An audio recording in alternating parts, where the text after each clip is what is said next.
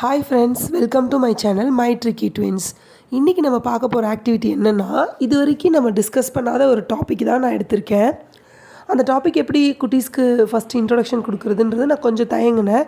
But தைரியமாக எடுத்த இந்த டாப்பிக்கை இது வந்து என்னென்னா, மேட்ரிக்ஸ் கேம் வந்து அந்த கான்செப்ட் வந்து அவங்களுக்கு இன்ட்ரோ பண்ணலாம் அப்படின்ற ஒரு ஐடியா தான். இன்றைக்கி நம்ம பார்க்க போகிற ஆக்டிவிட்டியோட name double entry matrix activity part 1 பார்க்க போகிறோம். நம்ம இந்த கான்செப்டில் தொடர்ந்து நம்ம பார்க்கலாம். இதில் வந்து என்னென்னா, ஒரு ரோ காலம் கான்செப்டையும் நான் இதில் இன்க்ளூட் பண்ணியிருக்கேன். அதுவும் குட்டீஸ்க்கு சொல்லிக் கொடுக்க ட்ரை பண்ணேன். வாங்க ஃப்ரெண்ட்ஸ், இப்போ இந்த ஆக்டிவிட்டி பண்ணுறதுக்கு தேவையான பொருள் என்னென்னு பார்த்துடலாம்.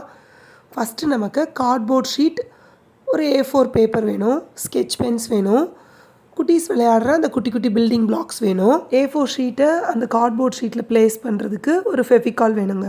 இவ்வளோ தாங்க நம்ம ஆக்டிவிட்டி பண்ணுறதுக்குரிய தேவையான பொருள். வாங்க ஃப்ரெண்ட்ஸ், இப்போ இந்த பொருளை வச்சு நம்மளோட அந்த செட்டப் எப்படி ரெடி பண்ணலான்றதை பார்க்கலாம். இப்போ நான் உங்களுக்கு ஷோ பண்ணியிருக்கேன் இல்லையா ஒரு பிக், அது வந்து வேறு ஒன்றும் இல்லைங்க. கார்ட்போர்ட் ஷீட் மேலே ஒரு A4 ஷீட்டை ஒட்டிக்கிட்டேங்க. அதை வந்து ரோ அண்ட் காலமாக நான் படத்தில் காமிச்சிருக்கிற கவுண்ட் வைஸ் பிரிச்சுக்கோங்க. நான் இந்த ஆக்டிவிட்டிக்காக 4x4 எடுத்திருக்கேன். அதாவது 4 ரோஸ் அண்ட் 4 காலம்ஸ் எடுத்திருக்கேன்.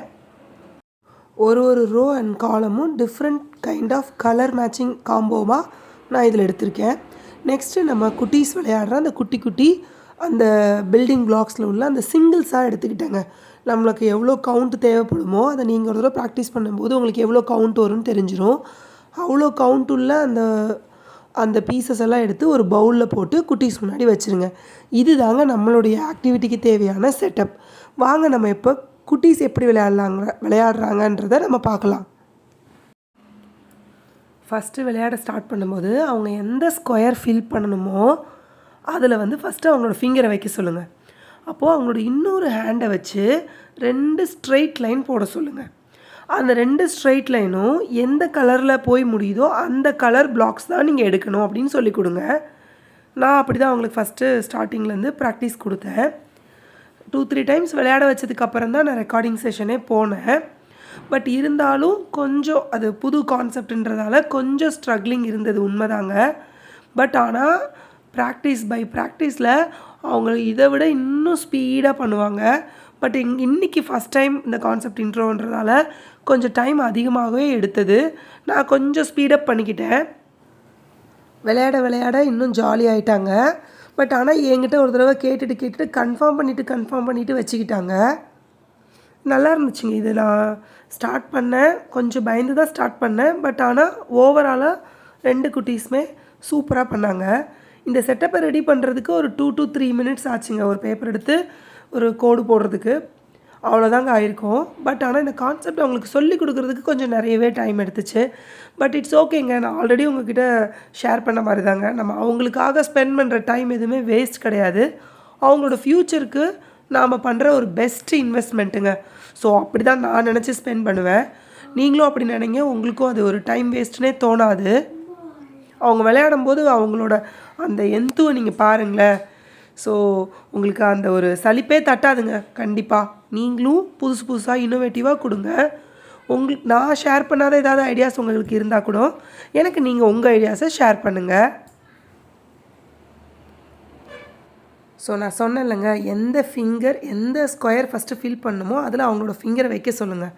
அப்போ இன்னொரு ஹேண்டை வச்சு இப்போ நான் காமிக்கிறேன் பார்த்தீங்களா, அது மாதிரி 2 ஸ்ட்ரைட் லைன் போட்டுங்க. அவங்களோட இன்னொரு ஹேண்டை வச்சு எந்த கலர் பாக்ஸில் போய் அது ஃபினிஷ் ஆகுதோ அந்த 2 பில்டிங் பிளாக்ஸை தான் எடுத்து வைக்கணுன்றது சொல்லுங்கள். அவங்க பிடிச்சிக்கிட்டாங்க, அந்த பாயிண்ட் அவங்களுக்கு புரிஞ்ச உடனே பிடிச்சிக்கிட்டாங்க.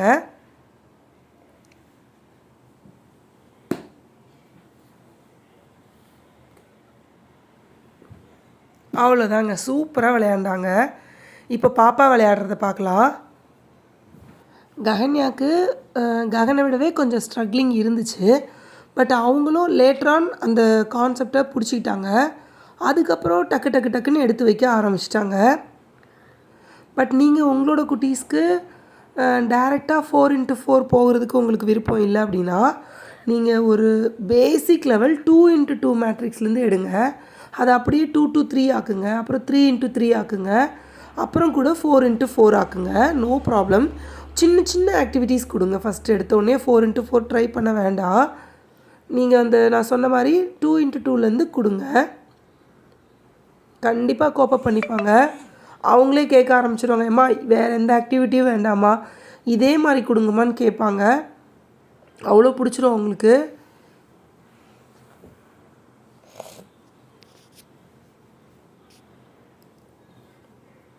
ஸோ எந்த ஸ்கொயர் ஃபில் பண்ணுமோ அதில் ஃபிங்கர் வைக்க சொல்லுங்கள். 2 ஸ்ட்ரெயிட் லைன் அவங்களோட இன்னொரு ஹேண்டு வச்சு போட சொல்லுங்கள். அந்த மாதிரி பிடிச்சு நீங்கள் காட்டுங்க. கண்டிப்பாக பிடிச்சிப்பாங்க. நீங்கள் ஒரு 2-3 டைம்ஸ் சொல்லி கொடுத்தா போதும். நம்ம குட்டீஸ் எல்லாம் செம்ம ஷார்ப்பு, செம்மையாக பிடிச்சிப்பாங்க. இந்த ஆக்டிவிட்டி ஃபன்னான ஆக்டிவிட்டி, சேம் டைமில் ஒரு எஜுகேஷ்னல் எக்ஸ்பீரியன்ஸையும் அவங்களுக்கு கொடுக்கும். அதுவும் இல்லாமல் இந்த ஆக்டிவிட்டியை நான் எப்படி பார்க்குறேன்னா, ஒரு லாஜிக்கல் ரீசனிங் அந்த மாதிரி நான் பார்க்குறேன். அவங்களோட லாஜிக்கல் திங்கிங்கையும் அவங்களோட ரீசனிங் திங்கிங்கையும் இம்ப்ரூவ் பண்ணுறதுக்குரிய ஆக்டிவிட்டியாக நான் பார்க்குறேன். அப்புறம் இப்போது இந்த மாதிரியான இது வந்து ஒரு பசில் ஆக்டிவிட்டி தான். இந்த பசில் ஆக்டிவிட்டியை இந்த ஆக்டிவிட்டின்னு இல்லை, இந்த மாதிரியான பசில் ஆக்டிவிட்டி குட்டீஸ்க்கு நம்ம சால்வ் பண்ண சொல்லி கொடுக்குறதால என்ன மாதிரியான ஒரு சேஞ்சஸ் அவங்களுக்கு நடக்கும்னா, அவங்களோட பிரெயின் அப்படியே ஜிம்முக்கு போனால் எப்படி இருக்குங்க, அவங்க பிரெயினில் அந்த யூஸ் பண்ணாத நிறைய பார்ட்ஸ் எல்லாமே இந்த ஆக்டிவிட்டி மூலிமா நல்லா ஸ்டிமுலேட் ஆகும். ஸோ அவங்களுடைய பிரெயின் ஆக்டிவிட்டி செம்மையாக பூஸ்ட் ஆகும். இந்த பசில்னு இல்லை, வேறு எந்த மாதிரியான பசில் ஆக்டிவிட்டி அவங்க சால்வ் பண்ணும்போதும் அவங்களோட பிரெயின் ஜிம்முக்கு போகிற மாதிரிங்க. ஸோ அப்போ இவ்வளோ விஷயம் இருக்கிற அந்த பசில்ஸ் நம்ம குட்டீஸ்க்கு சால்வ் பண்ணி கொடுக்குறதுல நமக்கு என்னங்க கஷ்டம் இருக்க போகுது? அதுவும் இந்த மாதிரி சிம்பிளாக வீட்டில் இருக்கிற பொருள் வச்சே நம்மளால் அவங்களுக்கு இந்த ஆக்டிவிட்டி மூலிமா அவங்களோட பிரெயின் ஆக்டிவிட்டியை பூஸ்ட் பண்ண முடியும்னா அது தாங்க நம்மளோட ஃபஸ்ட்டு வேலையாக இருக்கணும். 2 குட்டீஸுமே சக்ஸஸ்ஃபுல்லாக இந்த ஆக்டிவிட்டியை கம்ப்ளீட் பண்ணாங்க. பொறுமையாக என் கூட உட்காந்து பண்ணி முடித்தாங்க. வாங்க இப்போ நம்ம இந்த ஆக்டிவிட்டியோடைய பெனிஃபிட்ஸ் டிஸ்கஸ் பண்ணலாம். ஃபஸ்ட்டு பெனிஃபிட் பார்த்திங்கன்னா, அவங்களோட லாஜிக்கல் ரீசனிங் அண்ட் அந்த சிஸ்டமேட்டிக் திங்கிங்கை இம்ப்ரூவ் பண்ணுதுங்க. ஸ்பேஷியல் அவேர்னஸாக இந்த ஆக்டிவிட்டி யூஸ் ஆகுது. அவங்களுடைய ப்ராப்ளம் சால்விங் ஸ்கில் இம்ப்ரூவ் பண்ணிக்கிறாங்க.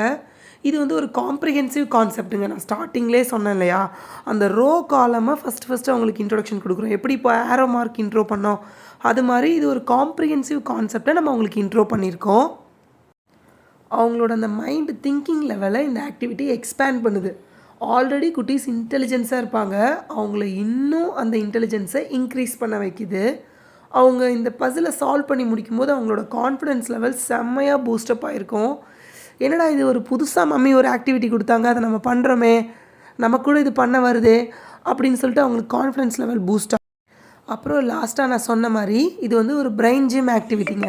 அவங்க பிரெயினை அப்படியே கூட்டிகிட்டு போய் ஜிம்முக்கு கூப்பிட்டு போயிட்டு எக்ஸசைஸ் பண்ண வச்சா எப்படி இருக்கும், அதுக்கு ஈக்குவலான ஒரு ஆக்டிவிட்டிங்க.